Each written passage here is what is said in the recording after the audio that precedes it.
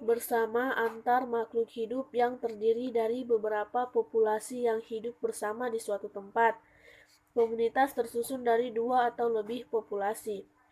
Ekosistem. Ekosistem adalah hubungan makhluk hidup dengan lingkungannya. Ekosistem ditempati oleh banyak jenis makhluk hidup yang disebut komponen biotik. Contohnya, manusia, hewan, dan tumbuhan. Ekosistem juga ditempati oleh benda mati yang disebut komponen abiotik. Contohnya, suhu, kelembapan, sinar matahari, dan mineral. Biosfer. Biosfer adalah tempat tinggal makhluk hidup yang terluas. Contohnya, bumi, tempat tinggal kita ini. Hubungan antar makhluk hidup. Hubungan erat yang khas antara dua jenis makhluk hidup yang bersama disebut simbiosis. Ada beberapa jenis simbiosis, yaitu simbiosis mutualisme adalah hubungan yang menguntungkan kedua belah pihak. Simbiosis komensalisme, hubungan yang menguntungkan satu pihak sedangkan pihak lain tidak diuntungkan maupun dirugikan. Simbiosis parasitisme, hubungan simbiosis parasitisme atau hubungan yang menguntungkan satu pihak sedangkan pihak lain dirugikan. Hubungan makhluk hidup dalam ekosistem. Ekosistem adalah tempat berlangsungnya hubungan saling ketergantungan antara makhluk hidup dengan lingkungannya. Ekosistem dibedakan menjadi dua golongan, yaitu ekosistem alam dan ekosistem buatan. Pengaruh perubahan lingkungan. Perubahan lingkungan berpengaruh terhadap berlangsungnya kehidupan. Berbagai hal menyebabkan lingkungan berubah, misalnya pencemaran, kebakaran hutan, dan penebangan pohon. Materi 4. Pertumbuhan dan perkembangan makhluk hidup. Pengertian pertumbuhan dan perkembangan. Pertumbuhan adalah peristiwa perubahan ukuran atau volume pada makhluk hidup yang terjadi selama masa hidupnya, sebagai akibat dari perbanyakan sel dan pembesaran ukuran volume sel yang tidak dapat balik, yaitu makhluk hidup yang telah bertumbuh besar tidak akan balik lagi ke ukuran semula. Pertumbuhan dapat diukur dengan alat ukur berat, panjang, dan jumlah yang disebut auxonometer atau busur pertumbuhan. Sedangkan perkembangan yaitu suatu proses perkembangan makhluk hidup menuju tingkat kedewasaan yang ditandai dengan adanya perubahan struktur dan fungsi masing-masing organ tubuh hingga perubahan yang terjadi semakin kompleks.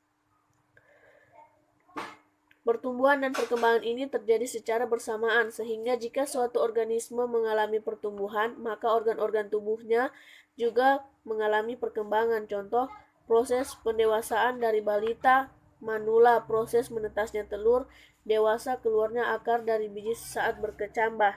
Perbedaan antara pertumbuhan dengan perkembangan.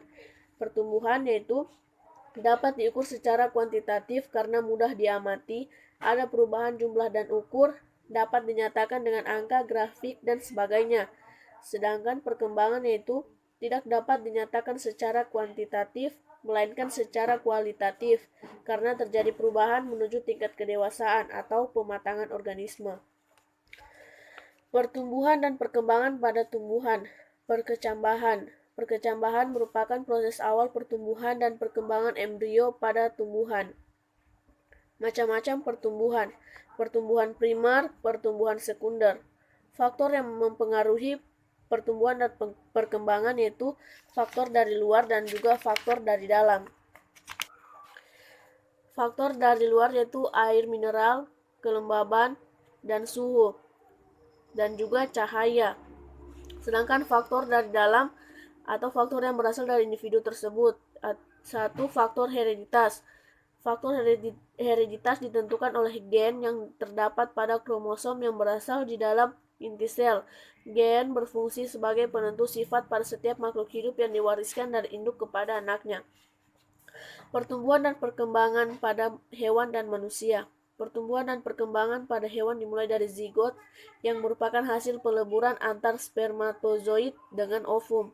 Pada mamalia, embrio mengalami perkembangbiakan di dalam tubuh induk betina, yaitu di dalam uterus atau rahim. Pada beberapa hewan yang bersifat ovipar, perkembangan embrio terjadi di dalam cangkang telurnya. Pertumbuhan dan perkembangan hewan dipengaruhi oleh faktor internal, yaitu gen dan hormon, sedangkan faktor eksternal yaitu makanan, oksigen, aktivitas, dan cahaya matahari. Perkembangan pada manusia, masa balita dan anak-anak. Selama 4 minggu pertama setelah bayi dilahirkan, bayi mulai belajar menyesuaikan hidup di lingkungannya yang baru. Masa bayi terlewati pada usia 12 bulan dan digantikan dengan masa anak-anak. Pada usia 2 hingga 3 tahun, anak telah dapat mengontrol keinginan kencing dan buang air besar, serta dapat berbicara dengan kalimat sederhana. Pada usia 5 tahun, beberapa anak dapat membaca angka-angka dan huruf-huruf tertentu.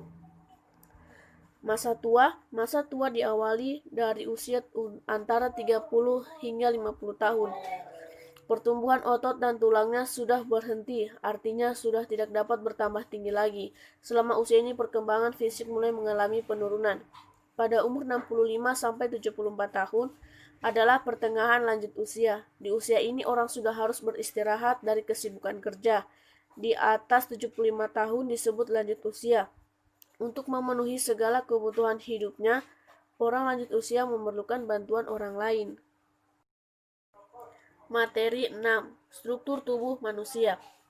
Anatomi tubuh manusia. Anatomi tubuh manusia disusun ke dalam beberapa bagian sistem tubuh, yaitu sistem kerangka, sistem otot, sistem peredaran darah, sistem pernapasan, sistem pencernaan, sistem urinaria, sistem reproduksi, sistem syaraf, dan sistem endokrin.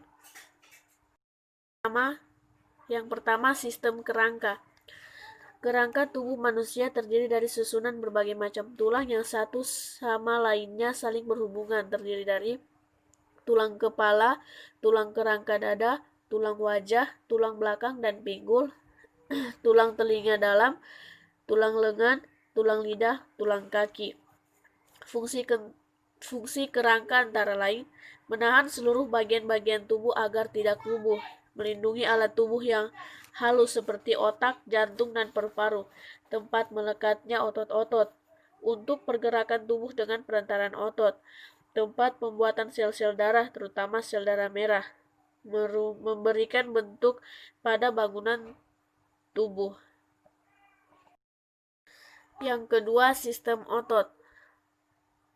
Terdapat otot punggung sejati, merupakan dua buah jura yang amat rumit susunannya, terletak di sebelah belakang kanan dan kiri tulang belakang, mengisi ruang antara tajuduri dan tajulintang. Otot-otot punggung sejati itu hampir sama sekali tertutup oleh otot-otot punggung sekunder, yang sebenarnya termasuk otot-otot anggota gerak atas dan bawah. Yang ketiga, sistem peredaran darah. Terdapat jantung. Pada sistem pernapasan terdapat paru-paru. Pada sistem indera ada alat penglihatan dan alat pendengaran. Pada sistem pencernaan ada rongga mulut, lambung. Pada sistem urinaria terdapat ginjal, kandung kemih. Pada sistem reproduksi terdapat alat reproduksi laki-laki dan alat reproduksi perempuan. Sistem syaraf terdapat otak, sumsum belakang, kelenjar tiroid, dan yang terakhir sistem endokrin terdapat kelenjar hemofise.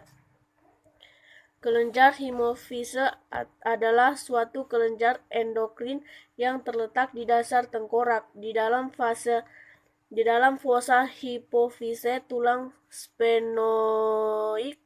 Kelenjar hemofise memegang peranan penting dalam sekresi hormon dari semua organ-organ endokrin, karena hormon-hormon yang dihasilkannya dapat mempengaruhi aktivitas kelenjar lainnya.